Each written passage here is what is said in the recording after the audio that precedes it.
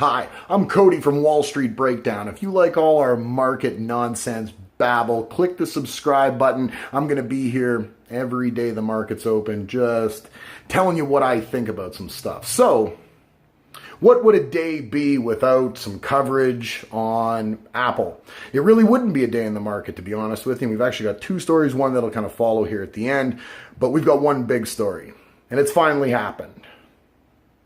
It's what we've all been dreading. I mean, the doom and gloom has been there. It's been there all summer. You know, the iPhone 8, it's on the precipice now. It's coming. It's going to be here momentarily, in fact. It's going to be huge. See, Apple's OLED screen is made by one supplier at the moment. Now, they've made a deal with LG, a big multi-billion-dollar deal with LG.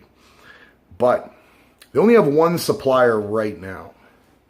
That supplier is their main competitor and the leading smartphone sales company, seller, leading the market, whatever you want to call it, Samsung.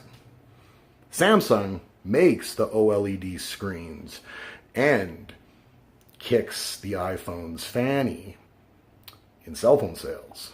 So, with Samsung being the only major player in town, Apple has to go through them. Now, let me just ask you, between me and you, if I ran a company and I made something, but I also used that something to dominate a marketplace, but you wanted to buy that something, would I give favoritism to you to purchase that item, or would I retain what I needed first and maybe a little extra and try to box you out? Now, I'm not saying that's happening. I'm sure there's a lot of nice corporate working agreements in place, but you got to imagine, you know, when the ball falls in your court like it's in Samsung's and your main competitor in a marketplace that you don't want to give up any margin in needs your product, you might do what you have to do.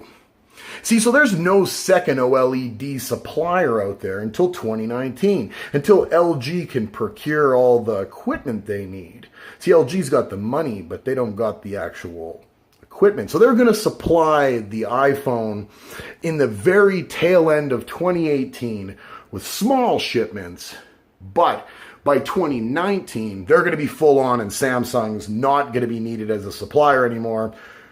Who's to say how the technology between now and then even changes and how relevant that is? But for today, Samsung is the sole supplier. The Wall Street Journal says there will be supply delays now with the iPhone 8. That's the doom and gloom we've all heard was going to happen. So why, LG? Why don't you spend that money you got? You got, what, $4 billion from Apple? Go spend it. Buy the equipment. Oh, they can't. See, Samsung bought that equipment first. Samsung bought what's called an evaporation machine. They make the OLED screens. Now, I don't know enough about this, so please, if you'd like to know more about evaporation machines, I would imagine they make prunes as well. Delicious prunes. Do a little research. But they bought it from Canon Toki Corp. See, they only make a couple of these machines a year. It's very, very close to the vest, let's say. They're not just pumping them out. They're keeping this a very in-house thing. So you've got to be first to the table and have all the money. So LG's in the queue, but LG is not taking any of this manufacturing equipment home to start helping the iPhone not suffer supply demands going into the Christmas season.